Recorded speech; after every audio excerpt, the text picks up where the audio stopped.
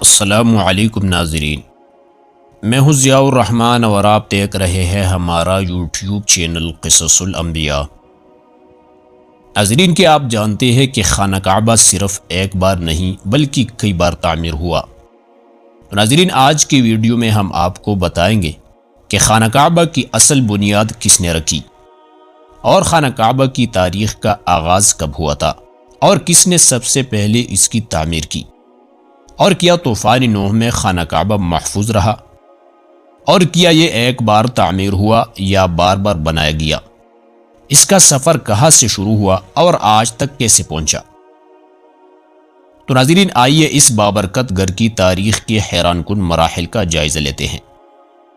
ناظرین، خانہ کعبہ محض ایک عمارت نہیں بلکہ یہ وہ مقام ہے جہاں سے زمین پر عبادت کا آغاز ہوا۔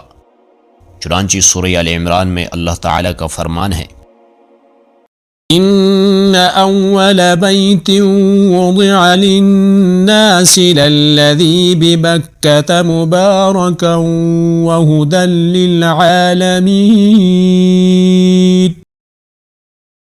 بے شک سب سے پہلا گھر جو لوگوں کی عبادت کے لیے بنایا گیا وہی ہے جو مکہ میں ہے، جو بابرکت اور تمام جہانوں کے لیے ہدایت ہے۔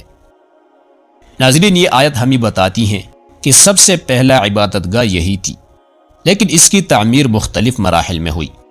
تو آئیے ان مراحل کا ایک ایک کر کے جائزہ لیتے ہیں۔ ناظرین، یہ کہانی زمین کی تخلیق سے شروع ہوتی ہے۔ جب اللہ تعالیٰ نے زمین و آسمان بنائے تو سب سے پہلے ایک عبادت گاہ مقرر کی جو بیت المعمور کی عین نیچی تھی۔ یہ عبادت گاہ زمین پر سب سے پہلی مقدس جگہ تھی جو بعد میں اللہ تعالیٰ کے حکم سے خانہ کعبہ کی شکل اختیار کر گئی۔ ناظرین، بیت المعمور آسمانوں پر وہ مقام ہے جہاں روزانہ 70,000 فرشتے عبادت کے لیے آتے ہیں، اور ایک بار آنے کے بعد دوبارہ آنے کی باری نہیں آتی۔ چنانچہ بخاری شریف میں ایک حدیث ہے کہ رسول اللہ صلی اللہ علیہ وسلم نے فرمایا، بیت المعمور 7ویں آسمان میں ہے جو زمین کے کعبہ کی بالکل اوپر واقع ہے، اور وہاں روزانہ 70,000 فرشتے عبادت کرتے ہیں۔ جو ایک بار آ جاتے ہیں انہیں دوبارہ آنے کا موقع نہیں ملتا۔ ناظرین، اسی طرح وقت گزرتا گیا اور اللہ تعالیٰ نے حضرت آدم علیہ السلام کو زمین پر بھیجا تو اللہ تعالیٰ نے انہیں حکم دیا کہ وہ اسی مقدس مقام پر عبادت کرے جہاں پہلے فرشتے عبادت کرتے تھے۔ حضرت جبریل علیہ السلام نے حضرت آدم علیہ السلام کو اس جگہ کی نشاندہی کی۔ حضرت آدم علیہ السلام نے اس جگہ کو عبادت کے لیے تیار کیا اور طواف کرنے لگی۔ یہ دنیا میں انسانوں کے لیے سب سے پہلے عبادت گاہ بن گئی۔ چنانچہ تفسیر ابن کثیر میں ہے کہ حضرت ابن عباس رضی اللہ تعالی عنہ فرماتے ہیں کہ حضرت آدم علیہ السلام نے بیت اللہ کو تعمیر کیا اور وہاں طواف کیا، لیکن طوفان نوح کے وقت یہ عمارت ختم ہو گئی۔ ناظرین، اس کے بعد تیسرا مرحلہ آیا۔ چنانچہ وقت گزرتا رہا یہاں تک کہ حضرت نوح علیہ السلام کی قوم پر عذاب آیا۔ چنانچہ ایک ایسا طوفان آیا جس نے پوری زمین کو پانی میں ڈبو دیا۔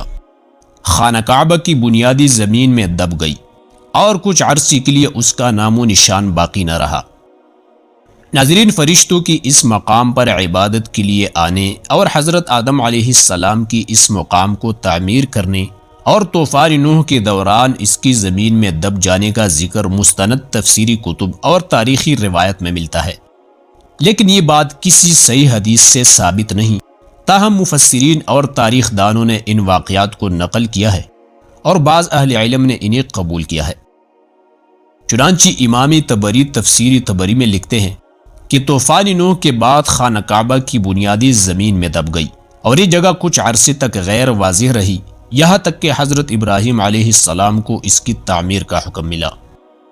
ناظرین، خانہ کعبہ کی تعمیر کا یہ چوتھا مرحلہ ہے کہ پھر وہ وقت آیا جب اللہ تعالیٰ نے حضرت ابراہیم علیہ السلام کو چنا کہ وہ اپنے بیٹے حضرت اسماعیل علیہ السلام کے ساتھ مل کر اللہ کے گھر کو دوبارہ تعمیر کرے۔ چنانچہ حضرت ابراہیم علیہ السلام نے حضرت اسماعیل علیہ السلام کے ساتھ مل کر بنیادوں کو بلند کیا۔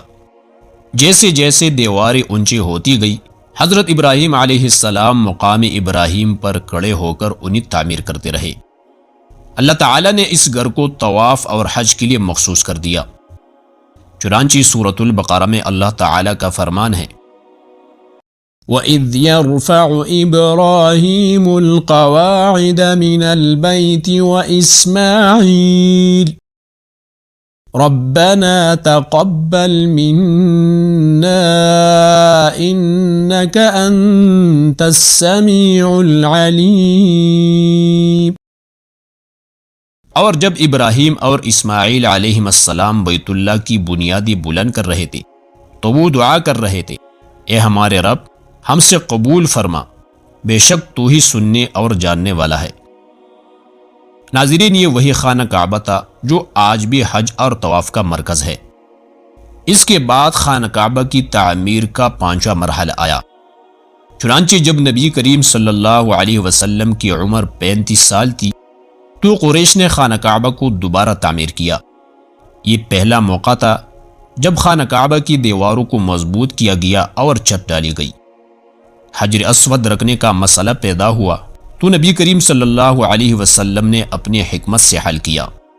چنانچہ صحیح بخاری میں ایک روایت ہے کہ نبی کریم صلی اللہ علیہ وسلم نے حجر اسود کو ایک کپڑے میں رکھا اور قریش کے تمام سرداروں کو اسے اٹھانے کا موقع دیا اور پھر خود حجر اسود کو اس کی جگہ رکھا۔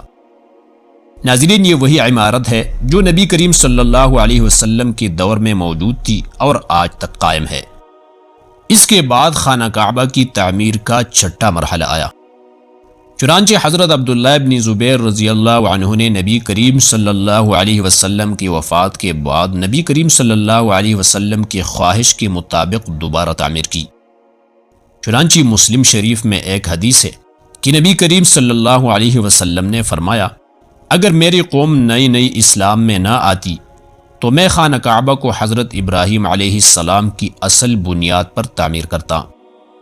چنانچہ حضرت عبداللہ ابن زبیر رضی اللہ عنہ نے 2 دروازے رکھے جیسا کہ نبی کریم صلی اللہ علیہ وسلم چاہتے تھے۔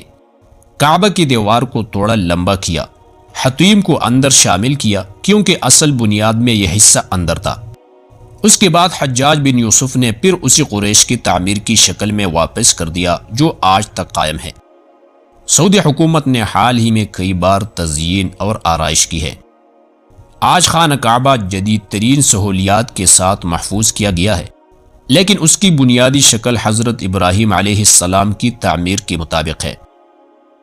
تو ناظرین، ہماری اس پوری بیان کا خلاصہ یہ ہے کہ سب سے پہلے فرشتوں نے خانہ کعبہ کی بنیاد رکھی اور حضرت آدم علیہ السلام نے سب سے پہلی تعمیر کی، اور طوفان نوح کے بعد بنیادیں مٹ گئی اور حضرت ابراہیم علیہ السلام نے دوبارہ تعمیر کی، اور قریش نے نبی کریم صلی اللہ علیہ وسلم کی دور میں مرمت کی۔ تو ناظرین، یہ وہ مقدس گھر ہے جس کی زیارت ہر مسلمان کی سب سے بڑی خواہش ہے۔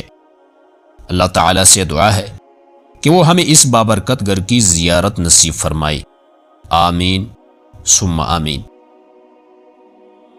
ناظرین، امید کرتے ہیں کہ ہماری ویڈیو آپ کو پسند آئی ہوگی۔ اگر ویڈیو پسند آئی ہوں تو ویڈیو کو لائک، شیئر اور کمنٹ میں اپنے رائے کا اظہار ضرور کیجیے گا۔ اور اگر آپ اس قسم کی مزید ویڈیوز دیکھنا پسند کرتے ہیں تو ہمارے چینل قصص الانبیاء کو سبسکرائب کریں۔